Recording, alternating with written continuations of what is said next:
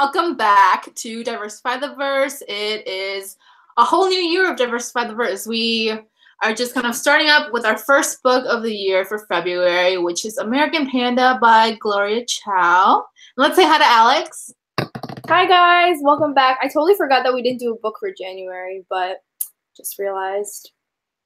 Yeah, we took a little break there, Yeah. but we're glad to be back for a second year of Diversify the Verse, and that we actually get to do a second year. I mean, not that there are really that many people joining us, but just kind of that we're still motivated and people are still interested in this. It's going to be a lot of fun, and I hope we get to pick up like a lot of new people throughout this year, and we'll read really great books. There's a lot of great books coming out in 2018 that are diverse, but you know, we can also pick older books as well because those definitely deserve to be read.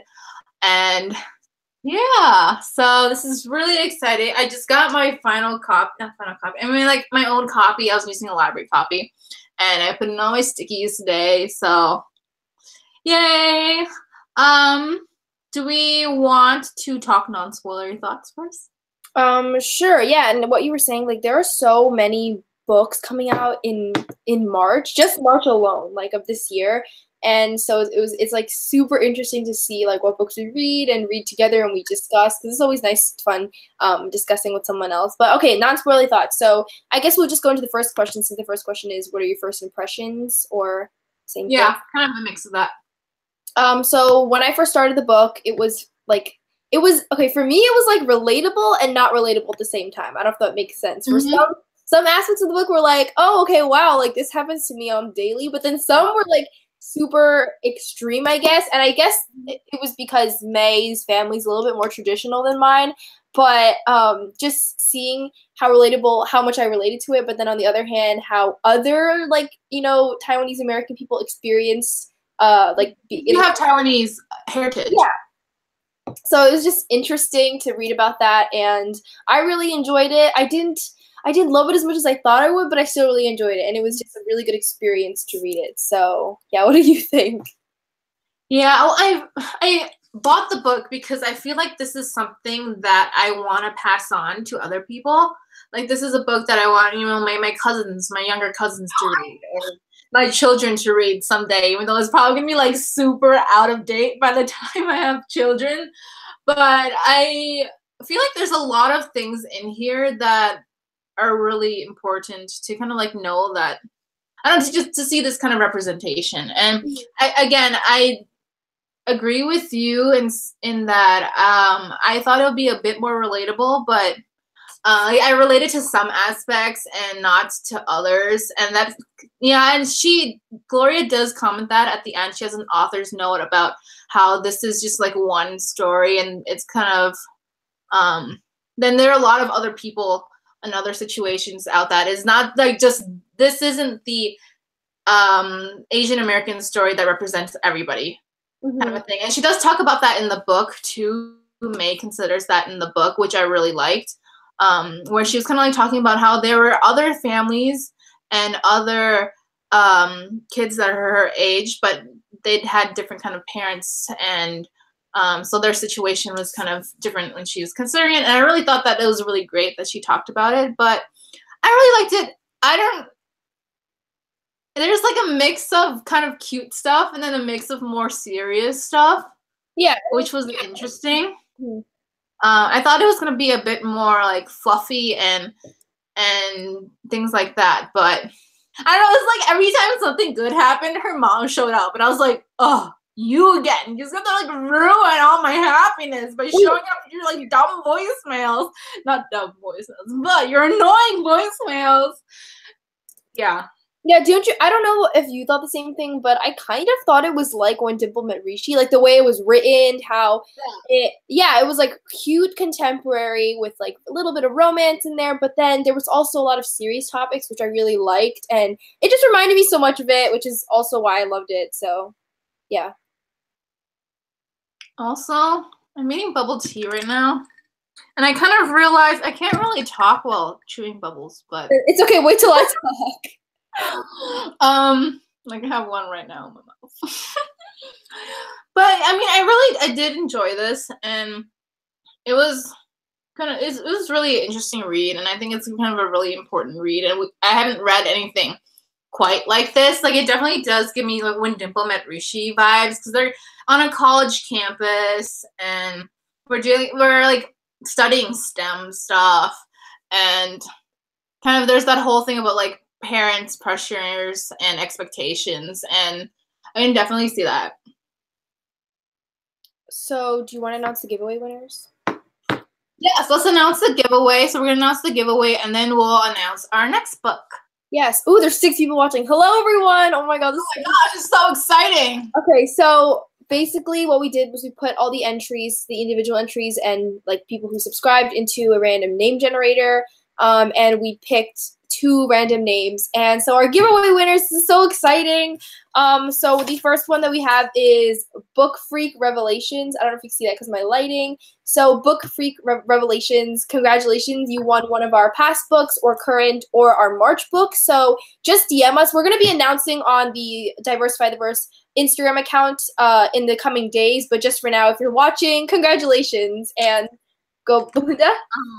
I was gonna show you my writing of the other winner, but I just like wrote it on a random piece of paper with other stuff. So you don't want to see that. It's okay, I'll do it. I have it. But the winner is Galaxy_books, because there's a lot of O's in there. So there you go. That's the winner. So congrats also for winning one of our books. We really hope that you can, like, you've watched all our live shows or just popped in a few times and seen like our opinions on the book. So maybe it can help you in choosing them. I don't know, but yeah, congrats. Okay, interesting. So should we go into the questions? Because I'm really excited to talk about this book. Wait, we got to talk about our next book. And I don't have to say why we chose American Panda. Oh, okay. So why did we choose American Panda? Linda. We're like out of practice. It's been a couple months, and I was like, I can't talk right now. Where are you seeing this chat? I don't see it. Is what? Who asked that? Who asked what? No, that's what we normally do. We always say like why we chose the book. Okay. So sorry we're all over the place, but why we chose American Panda is because the Lunar New Year happened in February, and both Alex and I celebrated, and also like millions of people around the world celebrated. And American Panda features a Taiwanese American character and is written by, I think she's Taiwanese American, Gloria Chao. Does it say? She's Asian American, and I know she celebrates I think she's Taiwanese American. That would make sense. But she also celebrated the Lunar New Year. So we wanted to do something for that. And that's kind of why we chose this book. Okay, next book. Next book we're going to read is, oh my gosh, Simon versus the Homo Sapiens Agenda by, oh gosh, I keep covering the names. Becky Albertalli. I don't really know how to say it. I say Albertalli because that's Albertalli? Yeah, that's what wait, let me get my book. That's literally how I said it for like the longest time, but I don't know. I don't know. I tried. But I'm really excited for this. I read it back in September and I really loved it. It's so cute and so fun. And the movie is coming out this March, so we thought it would be fun to read this book. And Alex has already seen the movie. No fair. But I plan on seeing the movie too. So hopefully when we get to a discussion, we can kind of talk a little bit about the movie adaptation as well. So. Yeah, and I'm really excited to talk. I mean, I read it and I didn't really talk about it with anyone, so I'm excited to discuss it now. But yeah, the movie, guys, watch the movie. Even if you didn't read the book, support it. Support book to movie adaptations, LGBT plus community. Just watch it. So yes, this is our next book for March in celebration of the movie and like this huge thing that is backed by such a huge company, or like what do you call like a film producer. So yeah. And we both love this book. It's super cute. Look, it's even got an award. And if you haven't heard of this, you should go Google it like right now. Because it is really good. It's got a lot of great reviews, and so we'll have a lot of fun with this discussion. So should we get started on our own discussion? Yes, let's get started. Do you want to do the first question? Okay, sure. So we finished the first question. So how does May's relationship with Darren affect her relationship with her parents? So this is kind of the same thing when we were talking about her brother. How do you say her brother's name? How do you pronounce it? Well, the audiobook says Shang. Shang? Okay. Shang, yeah. I think I'm gonna say it too. Okay, so I listened to I got the audiobook, but this is like after I started reading the book. Yeah. The book was a little too painful for me to want to audiobook the entire thing again. But I did listen to it so that I can know how to pronounce people's names right. Oh, that's actually smart. I say May, and then okay, we'll say Shang. So, I like thought this was the same thing happening where like she was where her brother Shang was fell in love with a non-Taiwan. Wait, no, she was Taiwanese. Yeah. But like her parents didn't like. Yeah, but the circumstances behind like why her parents why basically she wasn't able to have babies, right? Yeah, she was gonna have reproductive. Yeah, it was gonna be more difficult. Yeah, and because of that, the parents didn't approve of her, and I feel like this is the same thing happening where the parents they wouldn't approve of Darren because of his background, and I just thought that was. So of course her being with him just kind of put her in a bad relationship with her parents. Her parents didn't approve. You know when your parents just don't approve of what you're doing, they don't support you in any way. It's just a really bad situation. And overall, I think that was part of the reason why they did what they did. I guess we're not getting to the spoiler section, but why they kind of like... we are in the spoilery section, though. We are. We're not. We are. 9 people, if you haven't read the book. Oh, yeah. I mean...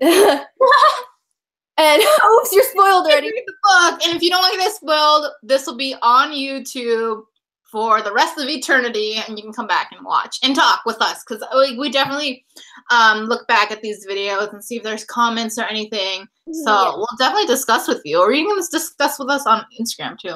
Yeah, and yeah, overall, it honestly played a huge part in why they didn't like completely disown her, but they kind of basically cut off communication with her, and I think that's one of the reasons why. And honestly, that part just pissed me off the most because, like, I know people say this, but, like, you can't control who you happen to like or you happen to love or who, like, you connect with, and I just really don't like that stigma in our culture where it's just like, oh, you have to marry this certain person and you have to be this certain person. So, yeah, I'm good that this book really, like, put that in there. So, yeah, what about you, Belinda? You know, I think it's really interesting, like the perspective that Darren has because he is Japanese American, but his family has been here for more generations. I think he said like his grandparents were the ones that immigrated, and for May, it is like her parents that immigrated, so she's like a second generation Asian American. And so I just think it's like really interesting how you put that perspective on it too, because also in some situations like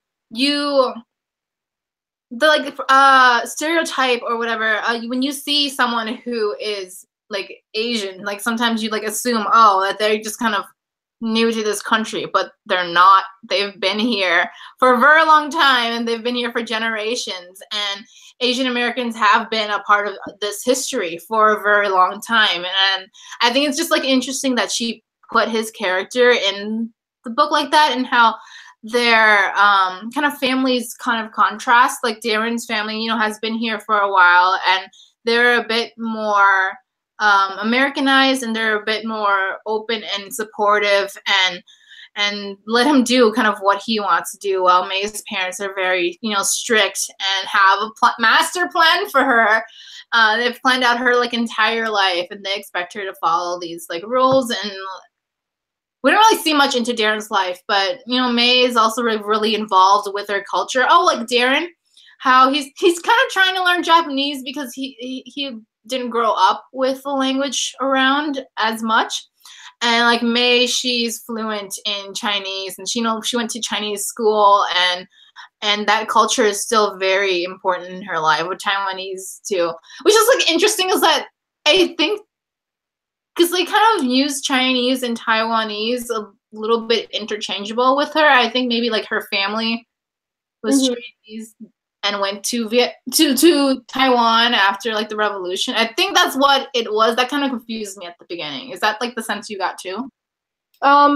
Yeah, and also I don't know if you relate to this, but like I related more to like Darren than the main character actually because I feel like with Darren, I mean my parents, I mean I'm second generation, but still my parents aren't as traditional as May's parents, and I feel like my parents and the way they let Darren live his life was kind of similar, so I related to Darren a lot, and yeah, just to add that in. But also, yeah, I agree with you and felt the same way.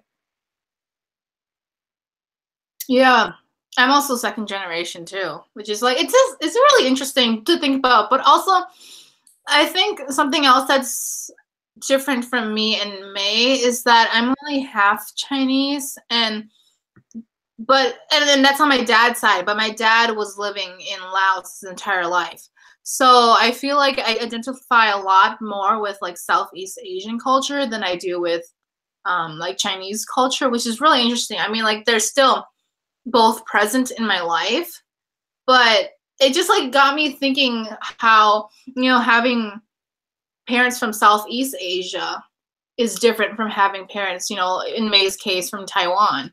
Mm-hmm. And how also in the world is like they group Asia into one gigantic place, but there's a lot of differences between, like if you are your culture is like Japanese culture versus culture in Indonesia or India or something, and they're all in Asia that's like lumped together.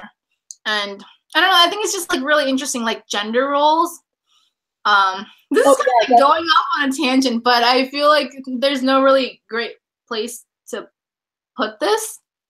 But like when I took this world geography class, they were talking about like how gender roles in Southeast Asia are a little different, and how, when people get married, a lot of times they'll join the wife's family, which is like a really different thing from in like the Taiwanese culture that was in this book, is that, you join the husband's family.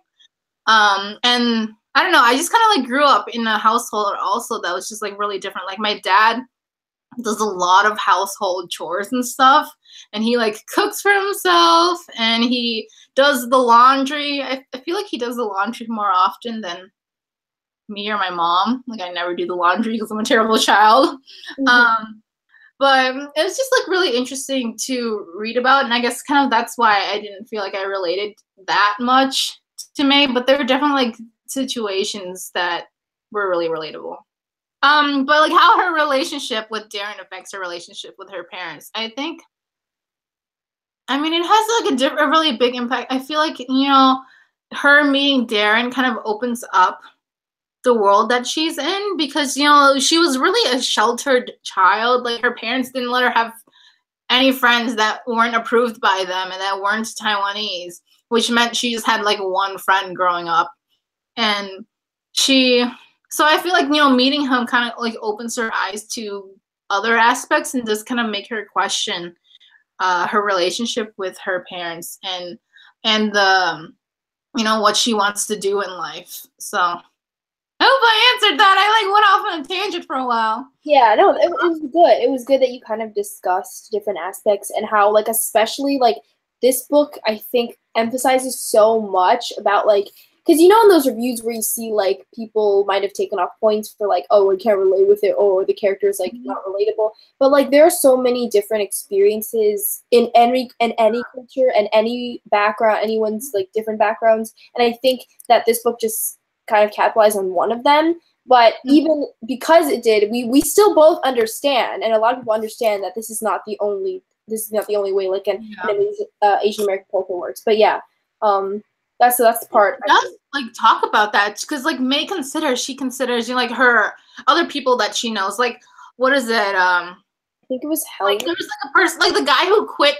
He was like a doctor or something, and then he like quit to become a music teacher or whatever. And his parents did not disown him; they still like love and support him. And he was also like Taiwanese American and had Taiwanese parents that were in like her parents' kind of circle of people they know. And yeah, and like her new sister-in-law has kind of a different relationship with her parents as well. Like that whole part at the end where she goes to their house and her sister-in-law was doing like the whole being bedridden for a month after you get birth, and she's like, I'm done. She gets out of bed and her mom is like trying to stop her. But I feel like her mom is losing that battle. So it's just like, and I don't think her mom's gonna like be like disowning her for that as well. So it's just kind of, I like that she does show different perspectives in this book outside of May's. Mm-hmm. I agree. Okay. Next question? Yeah, next question. Go ahead. How do you think the estrangement of May's brother has impacted her life and relationship with her family? How do you think the story would change if this weren't the case? I think this is also like a really eye-opening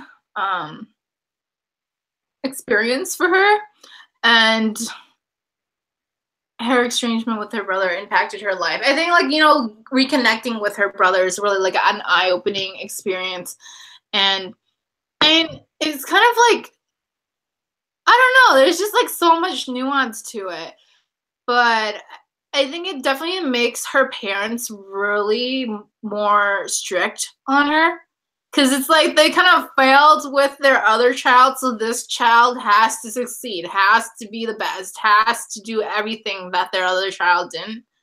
And I feel like that just like added the amount of pressure to May.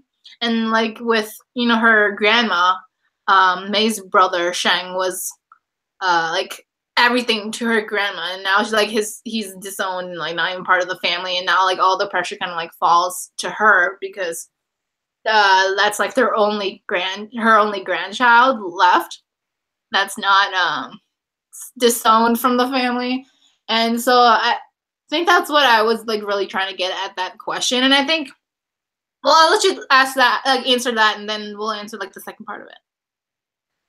Yeah, same with you. I think it put a lot more pressure on her. It's kind of like it's weird. It's also curious how they measured success in comparison to how other people measure success, and I think that they don't consider what Shang did as like successful, and they don't think that he's following what they want. And I think because of that, they're like, oh, our last resort is, you know, our only other child, and you know, we want her to follow this path that we've created for her, the path that they couldn't do because, you know, they didn't grow up with the sacrifices of their parents. And yeah, I just think it puts a lot more pressure on her. And in every way, I think this happens like a lot. Like, of course, your parents want to make sure you're successful and stuff, but I think for her, it's a lot more because she has another sibling, and the sibling kind of strayed from what the parents wanted. So, yeah.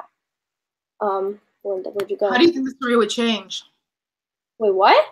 How do you think the story would change if her brother was not disowned? Okay, honestly, I don't think May's parents would have gotten any.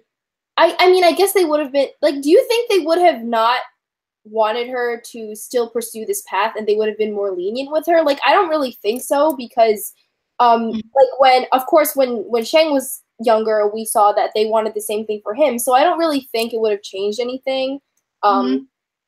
So yeah, what about you? I feel like they might have been not so hard on her. Like, I mean, they still would have been pretty like pressure, give her like a lot of pressure, but just like maybe not so much, or maybe not even in the same way. Like, you know, like Shang is kind of turned into more of a like a Ying Na story. Like, don't be like Shang, don't get disowned and whatever, and do like that. Don't be like him and date the wrong person. Like a cautionary tale. Versus like if he was in her family, I feel like it'd be like you have to live. Oh my gosh, I spelled brother wrong. She'd have to like live up to him, which is also like kind of a little different kind of a pressure. But I think, you know, also if he was in her family, I feel like she might have had a better, like an easier time, or like she really would have like found her voice more, you know, having that person who supports her, because she's really alone. I like really felt bad for her because she was alone and she was very stuck and really couldn't do anything about like the situation that she was in. And I think if she had her brother there, that he may have been able to be like the support system that she needed to really kind of find her voice and maybe like push back a little more. And I don't know. Yeah, I mean, also to say the same thing, I think without reconnecting with her brother, like let's say her brother was the perfect son and he followed the path that was created for him and he wasn't estranged, and he wasn't disowned. And I don't think that May would have realized there's another path. Like, you know what I'm saying? Like, I think when she reconnected with her brother, it was kind of like she was surrounding herself, like, and her brother's engaged woman. And I think and I think that's fiance. That's the word. And that kind of surrounded her with like a different like viewpoint that there was another path. And I think that without that, if he wasn't estranged, I think that she would still be following. She would be convinced that she would have to like give up her dreams in order to follow her parents. You know what I mean? Like, I don't think there would have been a turning point in her life. I mean, of course, meeting Darren would probably, but I think her brother played that huge impact in kind of turning her view and convincing her that, you know, her dreams are as important as her parents. So, but I feel like he would be more understanding. Like, and like also with her family, like they're not very close with sharing their feelings and emotions and even like physical closeness. Like they don't really like hug and things like that.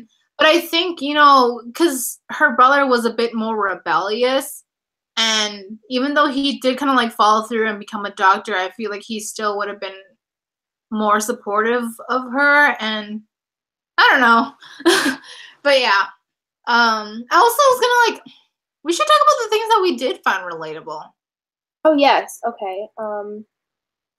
I guess for the one thing that one thing that I couldn't find relatable was oh my god, like this number one thing. I know it's like so big, but like when like of course her parents' views of her to become a doctor, like that was never ever instilled in my entire life, which is like I find that's weird because I feel like that's with a lot of like especially Asians in my school, but like I mean that was never ever told to me, so I was like, well, what? And another thing, okay, there was like in the beginning when she was like the stinky tofu. Okay, like that is relatable. That is so relatable. I really want to try stinky tofu though, because tofu is my love.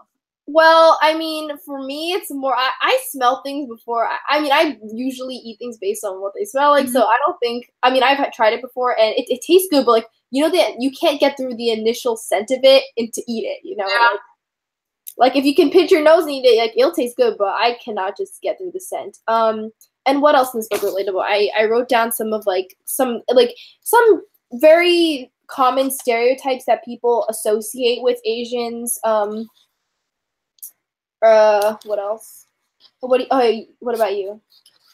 I mean, the whole doctor thing, that was relatable. That was like the entire growing up, like everybody. So the thing like we have in our culture is that is this thing called bukan, and so like you tie a string, like someone else, like an elder or like a monk or something, ties a string around your wrist, and they kind of like wish you good luck, and everyone's like, become a doctor or a lawyer. That was it. Become a doctor or a lawyer. My entire life, and my mom is like a pharmacist, or like she studied pharmacy, and she was always like, you should be a pharmacist because I love chemistry and pharmacy and you should be one.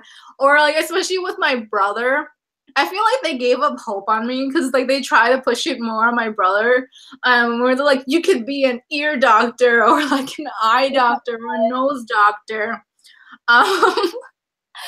and like really try to push like the medical field on him. But I also didn't really relate into it as in like, because like I feel like I didn't really relate to May's character in the beginning because I feel like I'm a very like strong-willed person in the sense that I have kind of completely gone against that like wish of my parents to be a doctor, and I'm majoring in music because that is totally practical, and French, and my parents don't want me to major in French. They're like, that's a waste of money. I don't know why you keep taking French classes. And I'm like, because I like it, so I am. Deal with it.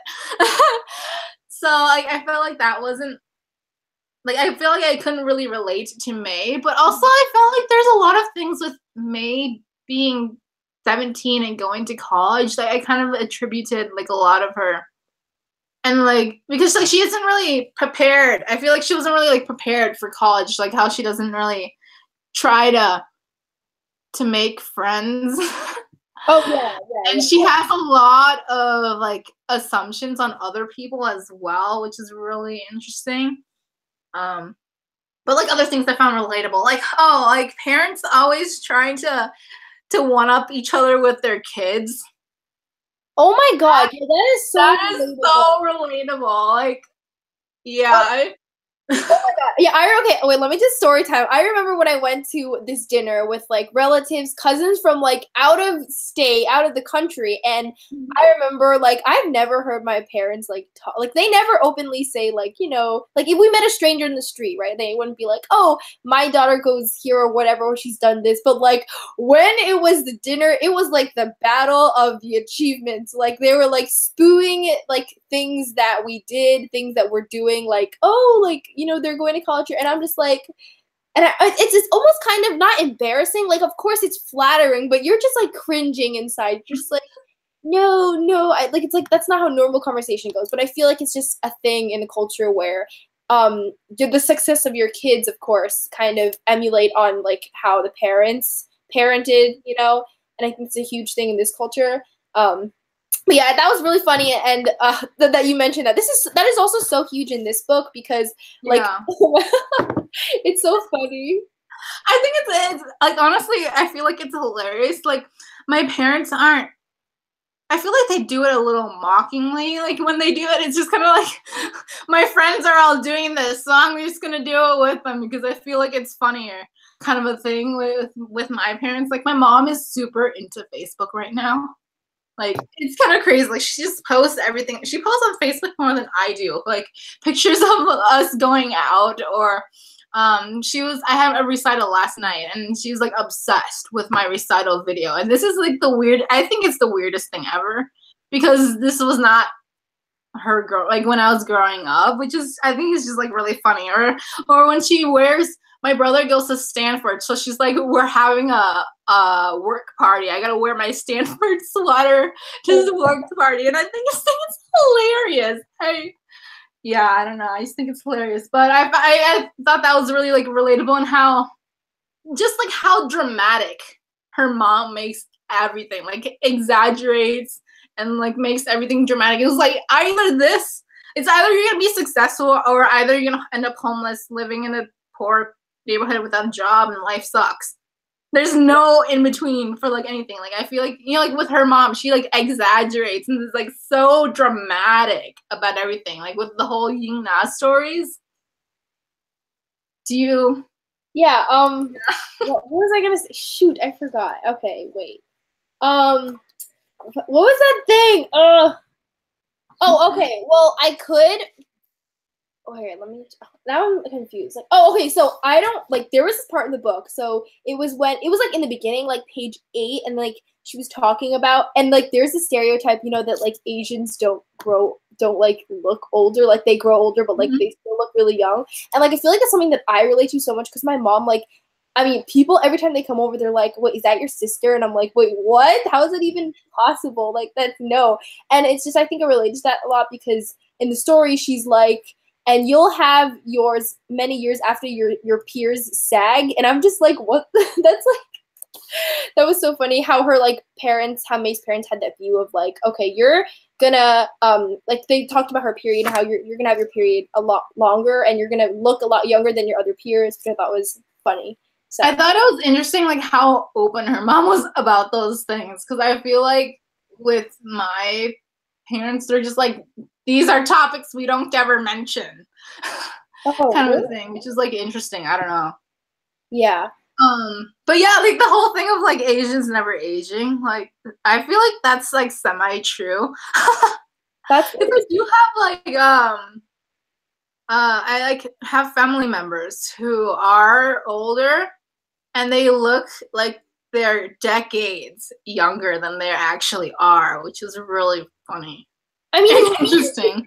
it's so weird because it's like different for everyone. Like it is also so subjective too because people obviously have a view of like what 40-year-olds look like or what teenagers look like, and it's just very interesting. But yeah, that was just another thing that I was like, I even highlighted it. I'm like laughter because this is so freaking relatable. But okay, wait, next question. Wait, I gotta ask one more. Okay. The whole thing about getting married. Oh. I did not find that very it was kind of, I feel like it's contradictory. Because it's like they're really trying to push her to get married, but they also want her to be like really focused on school. So it's like, do you want to focus on getting married or like school? Like, shouldn't she just be happy that she's really, really focused and driven to be successful in school? Yeah, I mean, I agree. Also, I think that's kind of like, I mean, it depends on what perspective you're coming from, but I think that was kind of like a very dated cultural tradition, like getting married really early. I don't know. I don't know if it, I mean, I obviously don't, I'm talking about from my perspective and my own experience, but I feel just for me that I thought that was pretty dated. But yeah, just that's very contradictory. It's like you want your kid to do well, you want her to like become a doctor, and then doctors what, like 8 years of schooling and like getting married right away. Like that's, of course, that's sensible, you know? I don't know. Yeah, I don't know. It's like that was never something that's like really been pushed for in my family, like, which is interesting. I mean, I know that it's when you do get like older, when you're like on your late 20s, and then they start like haggling you about relationships. Yeah. I mean, I wouldn't know, you know? Okay, we can get back to our questions now. Okay, so four. Do you think May will follow through on her parents' dream of her becoming a doctor? And honestly, think about this in the context of the first half. Oh, okay. Okay, in the context of the first half, I mean, I guess you could, I mean, even from the beginning of this book, when you read the synopsis, you're just like, okay, I know this girl's obviously going to defy her parents' things and become like her own, because that's like, so this book is like self-discovery, you know, that's like how every YA book goes, but like, but she did but through like the middle of the story and even the beginning, she did give up, like she sacrificed a lot for her parents, so it did give me the notion that she was really serious about, you know, following what her parents wanted her to do. Like I remember like on multiple occasions, she kind of like, how do you describe it? She kind of like was rude to Darren and like pushed him away a lot. Yeah, yeah, and that was huge because like she liked him so much, and like she felt like her back. Yeah, and it was just, you could tell that like they had something, but then she pushed him away so many times, and to the point where she just stated, she's like, no, nothing else can happen. Like, I don't want anything else to happen. Let's just be friends, yeah. Yeah, so like based on that, you could kind of think that she was already like set. She was like already set with what she was gonna do, how she was gonna follow her parents. So in a sense, yes. I mean, I did think she was gonna actually follow through. Yeah. Like, I mean, you kind of like felt that was gonna, like, where the story was gonna go, but yeah, I don't know, like, because she really, really tried hard. I gotta give it to that girl, but at the same time, like, you know, your methods of trying to figure out whether you want to be a doctor are like probably not the best things. Like, people go to school for eight or whatever, how many years to do this. Like, you can't just like overnight go from being a germaphobe to being okay with all, like, everything. Like, she goes into like a gynecologist, yeah. And I'm like, girl, this is like, you're jumping straight into the deep end before you're even ready for it. Or she goes to with her brother, invites her to like the hospital where he's doing like a residency, and they're studying like dead people. I don't know. I should have looked it up, but that's what's going on. And she was like super, super grossed out. And I'm like, girl, you're only in your first semester of college. You already like do not really like this. But I mean, it's like baby steps to get there. She just like jumps right in. And I'm like, this is not going to go well. Yeah, and like to an extent, she did have the potential. I mean, she has the potential to become a doctor. Like, her grades are like perfect, and she goes to this really great school, but then that's the problem you have, that she's like a germaphobe, and she, like, that reason just puts her off completely. Like, it's not that she can't do it, but it's just she doesn't want to do it and she doesn't like doing it. So that's a whole different thing. It's like whether you want to do it, you can't. But she could do it. But we were just saying that she doesn't want to, and she has another path in mind. So. Although she did say that she skipped her biology lectures. Yeah, that's shame. That was not very good points in my point of view. Yeah. But it did not seem like she was really trying. Yeah, that's also the same thing. I mean, I would think that someone so like studious and everything would really like be able to suck it up. Yeah, but you could see how much stay awake. Yeah, but you could see just how much she disliked it, and it even caused me pain. Like looking at her, like just it was like she's just trying so hard, and it's so sad, you know. Yeah, she was like really suffocating. It was painful to read. Yeah. Next question? Yes, go ahead. Do you think May's father will eventually come to accept his children and rejoin their lives? I feel like way in the future. It's not happening. I don't think it's going to happen anytime soon, but like way in the future, they might have some kind of relationship again, but I don't think it's like really ever going to be what it was.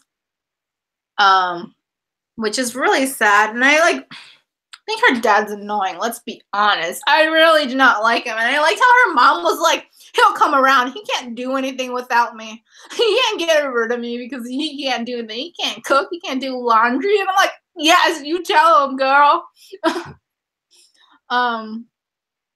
But I really hope he does. And like that part where she was like, so you're going to disown me. That means you have lost both your children. And that means you have no children, which is like completely dishonorable, whatever, in your point of view. Because you like how you had a son, you had no more son now. You have no more children anymore because you disowned us all. I was like, yes, you tell him. Oh my God, Belinda. I have some intense feelings about this guy. Yeah, I mean, her father was just. It's also like I can't really empathize with his father because obviously my own parents weren't like that harsh, but yeah. I mean anyway you can kind of understand where he's coming from because and why he's like it's like a stalemate, like he can't give in because he sacrificed so much to allow her to go to MIT, to allow them to live such a like a good life, and in a way he can't like just giving in and accepting that, oh, my daughter's not going to become a doctor or everything that I want her to. It's kind of like saying that he sacrificed all that he did for nothing, and the hardships that he went through was kind of like for nothing, even though he doesn't really understand that his daughter being happy is kind of like the best, his children being happy is kind of like the best, what do you call it, like success, like happiness, like best success you could ever like, you know, have, especially to a parent. Like if your child is happy, then you would be happy, you know. Yeah. But for him it's kind of more like physical, like he went through like physical labor, he went through the physical stuff of actually like coming to America, and it's just like harder. And I can see the point of view, like I could see it, but I can't relate to it, and I can't really understand it. But you know, I always am open to different things. So hard to see it in this modern context of like where the times we're living in which we're like, that is totally a very dated way to think of things. Like it's just, and like the whole like patriarchy and like sexism thing going in there, and that's probably why I'm so passionate about it. And and yeah, like that. Yeah, I don't know, but that just made me think of something like well, I thought of two things, and now I forgot the second thing I made me think of. But the first thing was like when we were talking about relatable things and how parents or people like make comments that are insulting to your face, and like see it as not being anything weird. Oh yes. Yeah, that actually does, that like dead ass happens. Like sometimes that is like so relatable. Yeah, like not me, but like my parents would say something and it would be insulting, and I would just look at them. I'm like, what did you just say? And they would be like, wait, what? And I'm like, you know, I don't know if this happens like it's not like what would you say, specific to Asians, but like just in general, if people like just parents in general, because like older generation, you know, not really like 100% with the times. Yeah, but that is something very relatable. And I also for that also I forgot to mention. So like underhanded insults. Yep. I found that relatable. Oh God, look at this next question. Is your favorite part, Belinda? What? The next about like all these little things. Wait. Okay, we can go to the next question. You gotta ask it. You ask it. Why? Because I just asked the question, didn't I? No, you didn't. Oh yeah, you did. Oh man, I wanted you to. Okay, how do all the voicemails, text messages, and anecdotes between chapters play a role in the story? Honestly, yeah. Okay, you know what? The voicemails. Oh, okay. Let's just talk about that for a second. Okay, we both think that, and I'm pretty sure everyone who thought this, like, that they were really annoying, and I think they also played into a part that they showed how kind of overprotective her mom was, and how, yeah, and how also it showed the kind of like what? Yes, go ahead. I was gonna say I also really relate to that. I feel like my mom is convinced I'm gonna die every time I leave my house. Oh yeah, like overprotecting and kind of. But I feel like that's like, I mean, I guess every mom kind of thinks about that, but yeah, that's very true. I mean, I don't really see it in particular, but I think that it just showed how much, how overprotective her mother was and how much she cared for her. And you know what's really interesting? What is so interesting is that we didn't see any voicemails from the dad. That is interesting. That is very, like, I was just like, wait, why are all, like, some of them were also from her grandma, I think, or her aunt. Yeah. But yeah, they just showed, like, I don't really know what their role was. I think the role was kind of like to, of course, the one with like her aunt and grandma was to shame her and to make her feel even worse about herself. So yeah, that was terrible. I just all I just wanted to punch them every single time. I'm gonna be honest. I just wanted to punch them. Yeah, let's not get violent. Yeah, it was very passionate. Yeah, they were just so like they were so annoying. Like I was just like, oh my gosh, like calm down. Or her mom is like called exactly like 5 minutes when she's out of class because she knows her daughter's schedule and is like waiting there to call her.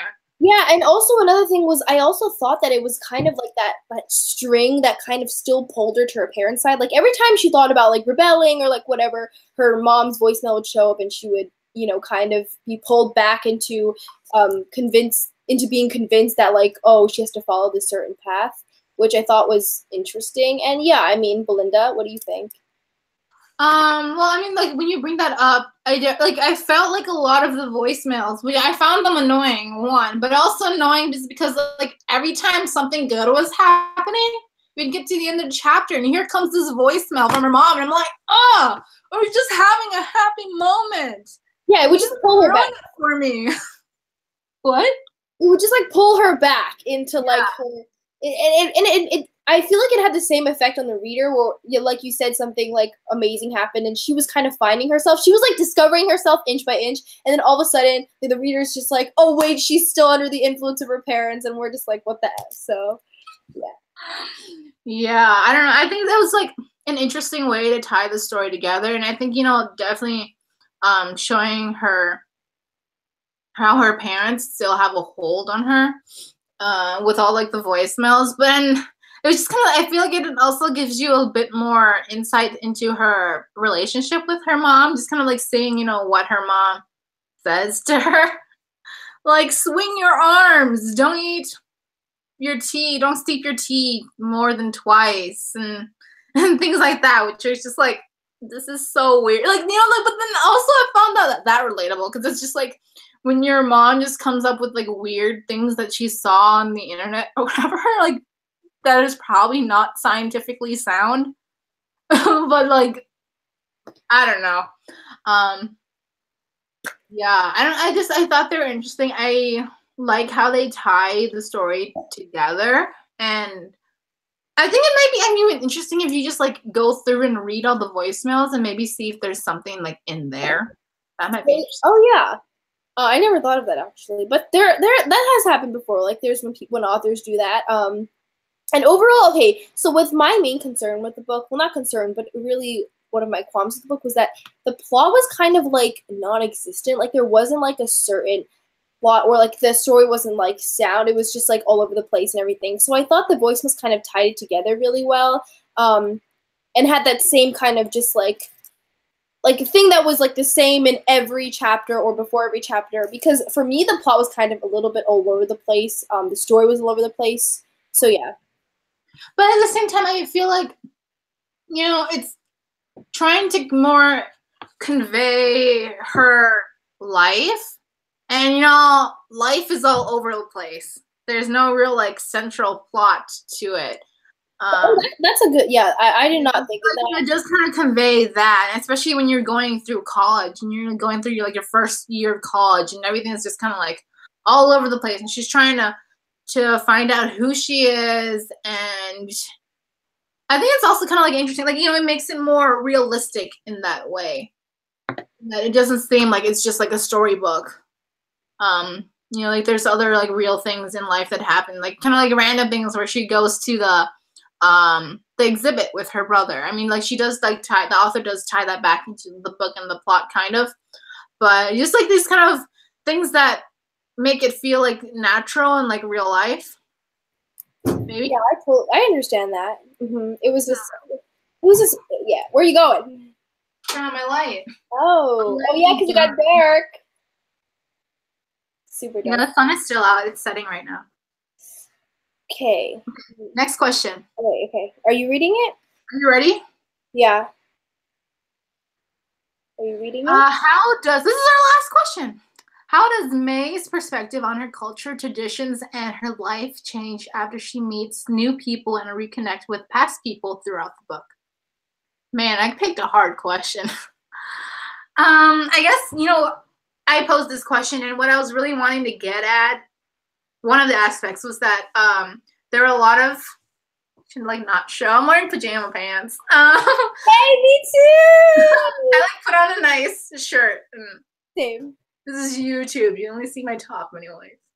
I guess I just found it really interesting I thought it would be interesting to talk about the other women in her life that we encounter and how they kind of have an influence on her perspective of things. Like with, I guess with Dr. Chang, who is that gynecologist person. I don't know how to say that word.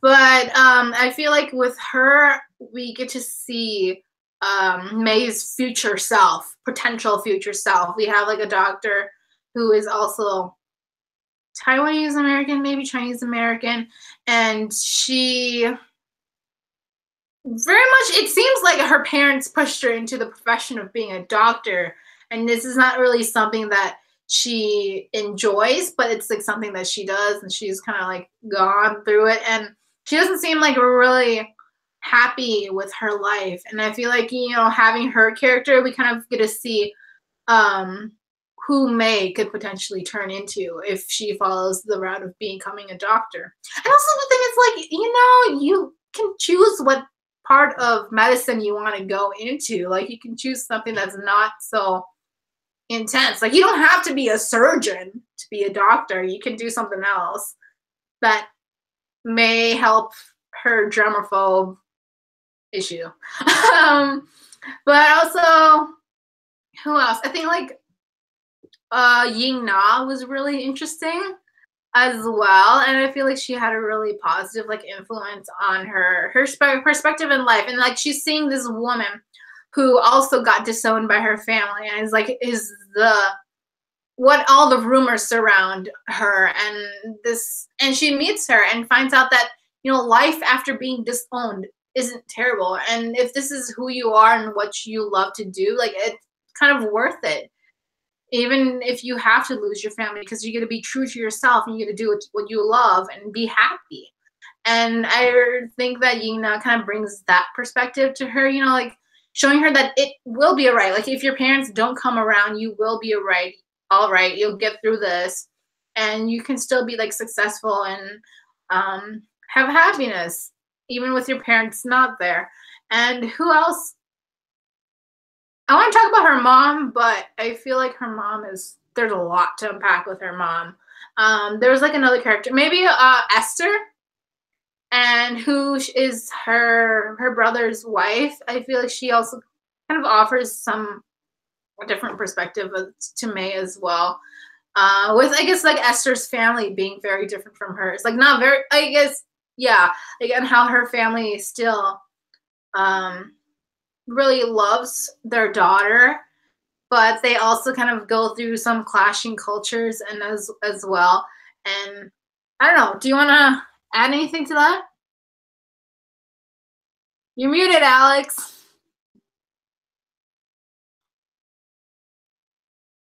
Okay, wait. I don't know if you remember. There was a girl named Jen or Helen. I'm so confused. Oh, the girl on the bus? Yeah. Wait. I know Helen is her best friend. Oh, okay. Yeah. Wait. Yeah. I'm just very like, I keep forgetting. Oh yeah, but just in general, like I think for me, her brother definitely had like the biggest impact on her. But yeah, I also want to talk about the comedian, which you said her name's Yingna. Yingna, yeah. She changed her name as comedian. Oh yeah, I forgot her name, and I was just like, I'm gonna talk about the comedian.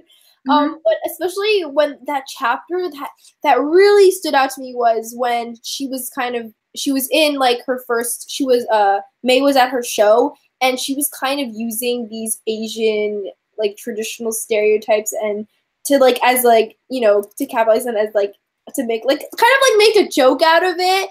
It was also relatable for the people in the audience, especially for May, that touched May's heart, and it showed her how happy Yingna was doing what she wanted to do, even though her parents, like, obviously it was really out there, and obviously it wasn't like the most like people don't think of it as the most successful career choice, but she was so happy doing it, and it just made her so happy. So yeah, I really think that was a huge part for May to also learn what it was to talk to her, especially after, and to learn what it was like after, like, you know, someone gets disowned. But yeah, then it was also, oh my god, her roommate like made me laugh all the time when her roommate, I forgot what her roommate's name was, but her roommate, every time she would go visit her parents, her roommate's like, wait, she's like, you're like the only student I know who visits her parents every week, and I'm just like dying. But yeah, her roommate also kind of smacked some sense into her. She was kind of like, wait, what you're doing is like, are you sure you want to do this? And yeah, I just thought everyone, the people, like, yeah, you can see her from becoming this not very interactive person, very social person, into surrounding herself with a lot of people who had such a good influence on her and kind of reassured her. So I think that definitely changed her perspective and showed her like, oh, there's not only this path, there's another path I can take, and she can be like satisfied with herself. She doesn't have to feel guilty. I feel like I was gonna talk about her roommate, but yeah, I really like how she finally connected to her roommate. She has a friend at school, other than Darren, who she kind of abandoned at that point. But I really think Nicolette kind of gave her some perspective, having, you know, like an outsider point of view, because May's group of people that she knows is very, very small. Like, it's mostly just like her parents, and she had like one friend growing up, which was Helen. And it's like interesting, like when she visited her friend Helen at college, and it was like a completely different experience. Like, Helen is friends with everybody, and she's super like outgoing and like out there kind of, and she has a crush on this white guy, and she's like totally fine with it, while like May is really struggling with liking someone who's Japanese American and not Taiwanese. And so I think it's like interesting, you know, seeing how she kind of opens May's mind a little too. And I don't know who else is there, I guess. Her mom. I feel like we should talk about her mom. Her mom? Like, how did her mom influence her? Yeah. Or like, yeah, I don't know.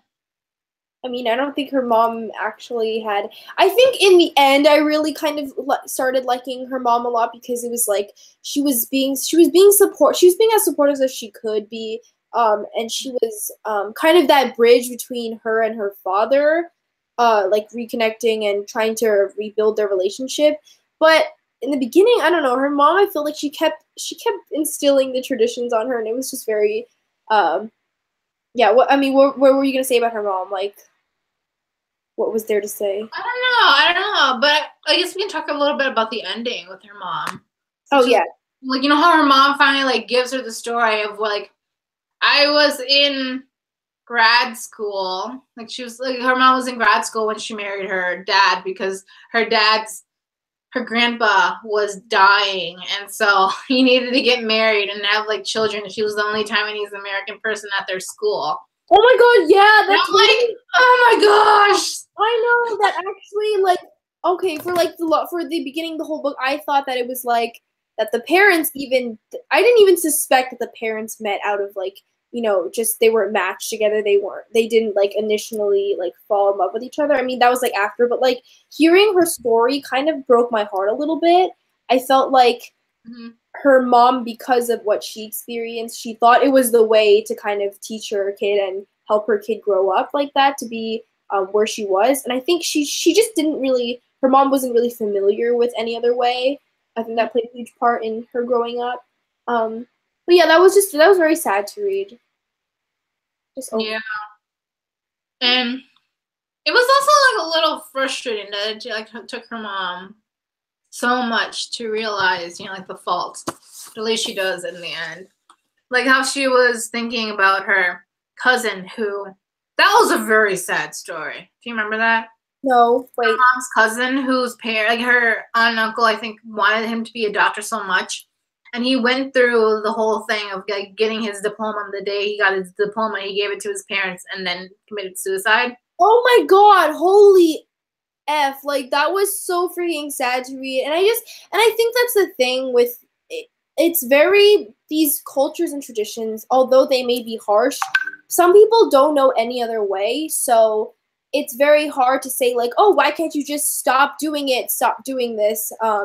And that way you'll make your children happy. Like, you don't have to follow their old traditions. But it's very hard to say that to someone who doesn't know any other way, whose own parents lived through that and have been successful and everything. So it's just very hard, especially in this culture. And yeah, that part just it just really broke my heart a little bit. I just couldn't. It made me very angry, to say the least. I think that was emotion that stick to a lot of people. It just made people very angry that this was happening and that happened. But yeah. I remember what I was thinking of before. My whole idea of like, why does she have to be a doctor? Like, why can't she be an engineer? That's like the new thing is like, doctor, engineer, lawyer.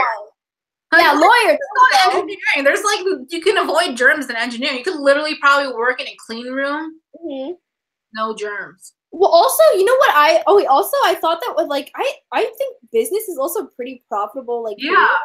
But then they kind of explained it, how business is really risky and there's just so many people in it.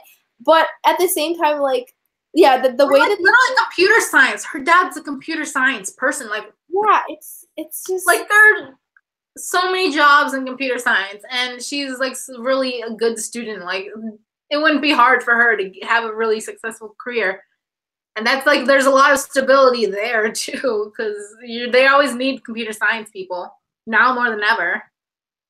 Yeah, so that whole thing with the doctor was just very frustrating. I feel like oh my god, that's like one of the biggest stereotypes, I think, with like the Asian culture. It's like, oh, when you grow up, you have to be a doctor. But that's I think the thing with like everyone nowadays. But I feel like there's just, especially with like millennials. Okay, let's be real. Like, millennials are. I think there was a study where like majority of millennials are choosing to do jobs that they want to do, like that give them like happiness or whatever, rather than how much they get paid. So I think it's really important, especially in this like culture and this like time, especially in this time. But I do understand why that is so important, especially in very traditional cultures and like way back when. It's all about time and people's, perspective, and it was very, I think this book was very interesting for people who didn't understand this culture, but for people who also understand this culture, you know what I'm saying? Who understand these harsh traditions. I felt like it was very interesting for both sides of the spectrum. And I feel like, you know what, all the books we choose are just so, like, good conversation starters.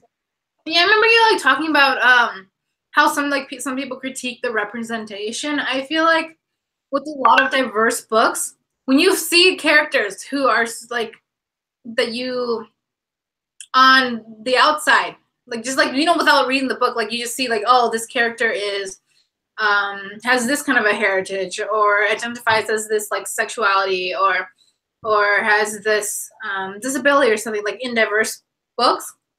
Like you really want it to be something that you can really, really relate to. You want to see yourself reflected into it. Mm-hmm. But also you have to think that, when you do look at diverse books, there is a lot of people and a lot of different stories out there. So to like put all your hopes into one book, you can't critique the book for not being you, because it's not your story. The author's not you, and they can't tell your story. And you kind of have to, look at the things that you can relate to and the things like that you can't relate to. You can't expect it to be everything. Because I've seen that too with like other books, like with some people are like, oh, I really want this representation, that I was like really excited about this because I really identify with it, and then they just like ends up disappointing them because it didn't exactly match up to their life. Yeah, oh my god, that's actually like my main point with this book, why I loved it so much, was because it just emphasized that. But also, I am so guilty of that. I remember way back when I was first writing reviews and I had no idea to write them, and I would usually just read books because they either interested me or I could relate to it. I'm like, wait, oh my god, this has like happened. Like if I see a book about a YouTuber and like someone who's like blogging and like, just social media, I will like pick it up. But also I used to write in my reviews, I used to write like, oh, I couldn't relate to the character, all that. But I'm realizing how wrong that is, to judge a book based on how you related. You can relate to the character and you can also not relate to the character, but I don't think that should affect whether or not a book is good. Yeah, well, yeah, definitely, like your rating of it, because of course this is just one perspective out of millions of other people's perspectives. So the fact that she kind of wrote this story for people who were either experiencing the same thing May was, but for also people who had no idea that this was a thing or that it was going on, is really interesting. And it was, I'm glad that she kind of wrote that in like the author's note, Yeah. I think that was really great. Yeah, am I the only one who like reads the acknowledgments or author's note in every book? I read them too. Yeah, right? Oh my god, like I always feel like my friends don't like people who in school, but like I read it every time. It's so fun. Or at least I like skim through it. I'm like, I don't know who any of you are, but it's also fun to see like your favorite authors show up too. Oh yes, we're like all friends, Yes, that's so true. And it's like, oh, I read from her, but yeah, that was also really fun. So yeah. What else? I think it would just be like really great to meet Gloria. Oh yeah, there's a lot of things that I want to ask. Like I don't have any like concrete questions I want to ask, but just because I feel like when you read her bio, like a lot of the things that she put into this book are very personal to her. Like she went to MIT, she was a dentist, and then she turned into a writer. And I just like I think it'd be really interesting. I mean, I probably could have just found it on an interview that I was supposed to look up, didn't, because I forgot. But I think it's just gonna be like an interesting conversation to have. Yeah, and I also want to ask her, like, what are some concerns, like, what were some of the fears you had about writing this book and publishing it, like, with bringing it out into the world? What are some, like, genuine fears you had before it was published, while it was being edited, and you're like, oh my god, this book is going to the hands of thousands and millions of readers out there? Like, what were some of your fears, Yeah, especially because it seems like something very personal. Yeah, and it's like, if you're going to share something that personal, are people going to view it the same way? And that's why she definitely wanted to emphasize on that. But also, okay, I didn't know that she went to MIT, but okay, and then so this entire time while reading this book, I didn't know that she went to MIT, and I was just like, damn, this author did her research. She even got some of the traditions in there, some of the common MIT like walking through the entire thing, the scenery, and I was just like, damn. But yeah, it was what? You finish your thought. But yeah, it was like, I think that's cool. I think if she didn't go to MIT, I don't think it would have been as like concrete, Like, no, like when they're talking about like MIT and how tourists literally go to MIT to take pictures on the campus and like take pictures with the students. I thought that was hilarious, but can't wait. Like Asian tourists, which I also think is hilarious because if you've gone to anywhere there where you do have a lot of like Asian tourists, like they're a certain type of person. Yeah, okay, yeah, I understand that. And especially I understand like not like They don't even go to tour it, like as in they want to go there. They just like go because they want the picture. Yeah, that's what like they go to like these like top colleges or they go to these schools and they kind of like put pressure on the kids like oh we're here, you know, oh I love the school and everything. I think that puts a lot of pressure on the kids, which is my primary reason, which like I didn't visit many schools because I didn't want there to be pressure on me to go there, you know. But yeah, I think it's important to visit schools. Of course, I'm not telling anyone not to because that's so important, but that's just one of my main reasons. I just thought it was funny because they're like tourists. Like, this is what you want to see while you're on vacation. Yeah, that's like okay, like the guy that asked to take a picture of them. He's like, and he's like, oh, do you want us to take a picture of you? He's like, no, I want to take a picture of you two students at MIT. And I'm like, it was so cute. Oh my gosh. Yeah, overall, this book was it was so cute. It was kind of awkward at times, I'm not gonna lie, right? Yeah, I was like, oh, like the whole, when she goes to see the doctor at the beginning, I'm like, seriously, we're doing this? Yeah, some of it was very cringe, but at the same time, I think it's supposed to be that way, you know? Sometimes you go through these things in life that are so awkward and cringy, but you have to get through them. And I like how she included the parts in this book. And she made May such a like three-dimensional character. Like May is also, even though she's like this perfect scorer, she's these perfect grades, she's also so like awkward. She's awkward at times. And just so real. But yeah, what were you saying? I forgot. Well, I mean, I was saying like how like her doctor's visit was really awkward. Yeah. I just think also her interacting with I remember now. Oh yeah? You go. I'll remember this. Okay, her interacting with Darren was kind of awkward. Okay, let's be real in that beginning. Oh, but he is so sweet. I really like him. I feel like he's really like he feels realistic. Yeah. As well. He's very nice. Okay, what was your thought? I want to hear this. Oh, I was gonna ask you, did you think the book was funny? Okay. That's like Yigna's thing. Yeah. Did you think that was funny?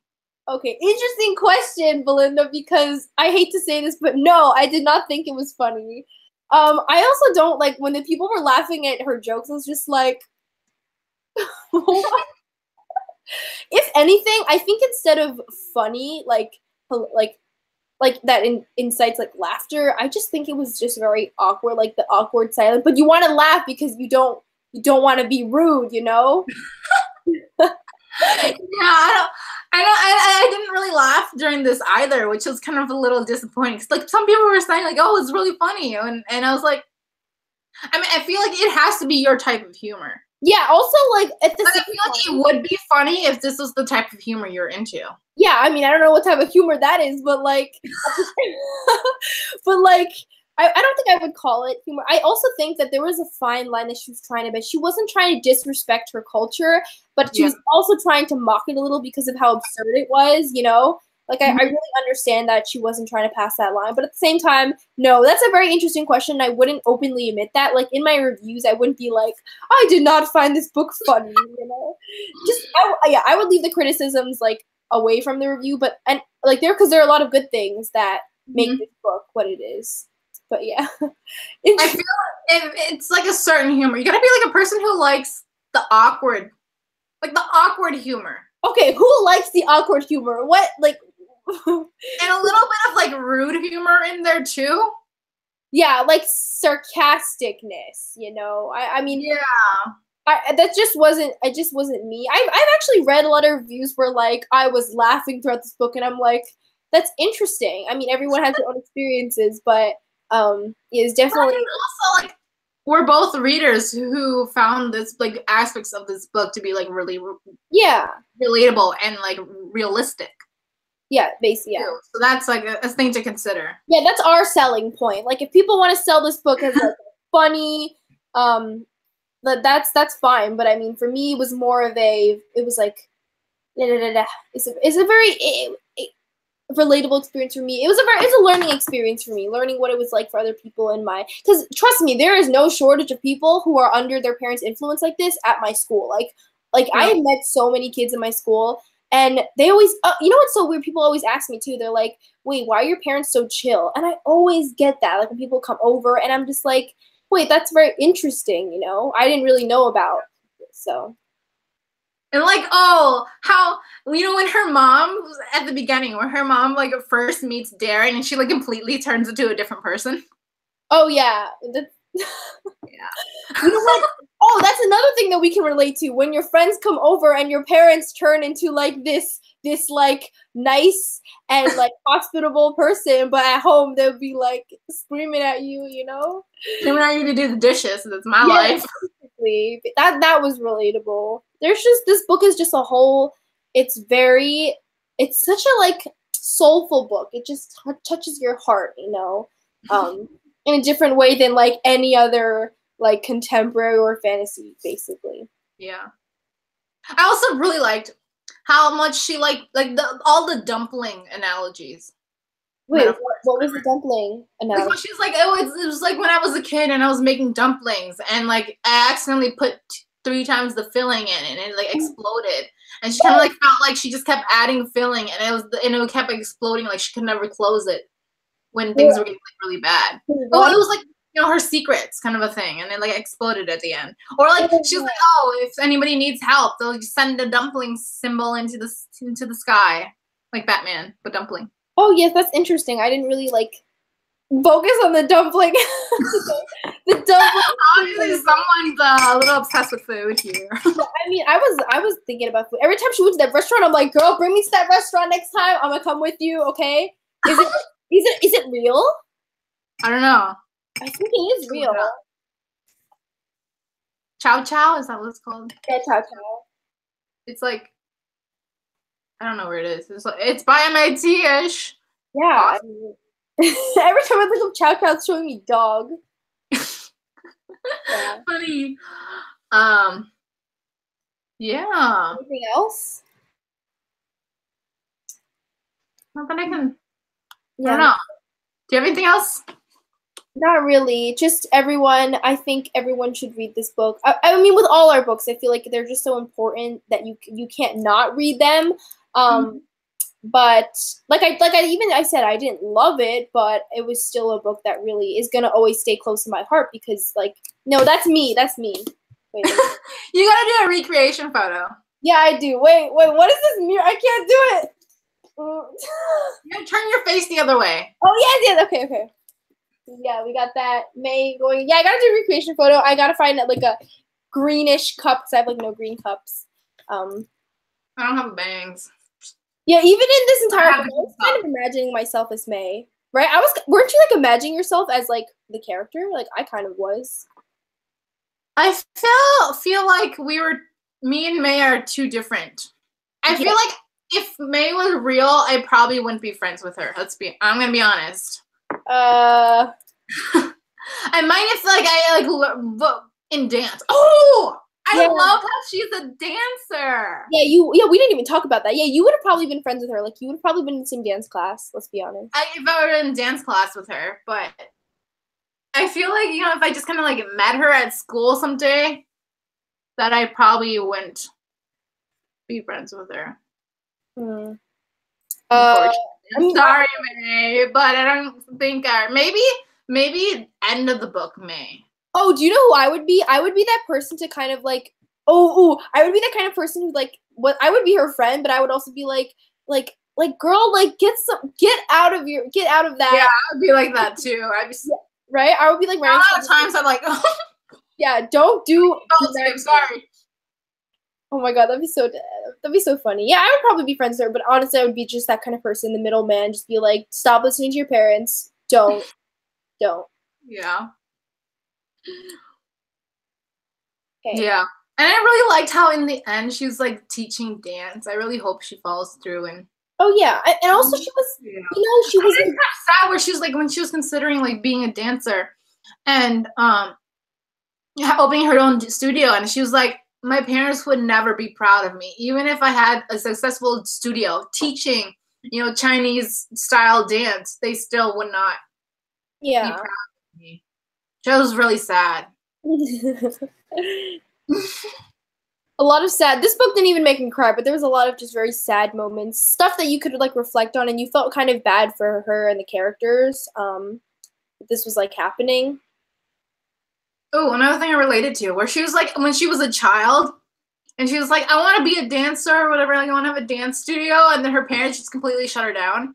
Oh yeah, I mean I feel like that's super normal, and especially with my friends, like they have like they want to do stuff, but like their parents are like, no. I mean, I definitely can't relate, but Yeah.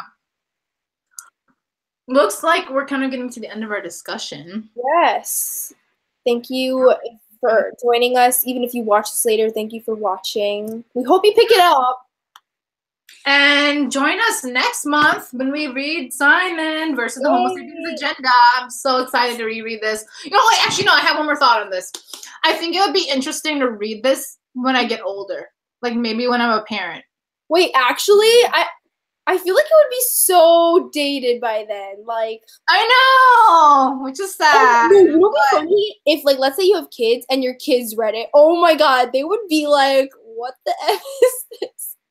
But also, like, it does kind of capture what it's like to live in the now. Yeah, that's true. I mean, that is true. But I think by the time, I even think as we're getting a lot more, like, technology based and like the traditions are kind of like dated a little bit, I feel like people are getting more accepting, especially since success can now be measured in like a lot of ways. Like YouTubers are successful, they're like celebrities. So I think it's like, and jobs, like different jobs anywhere, like people are getting like famous, so I feel like it's very hard to kind of put success in a box and say it's doctor, lawyer, and engineer. So but yeah, I'm pretty sure that they're still gonna be pushing doctor.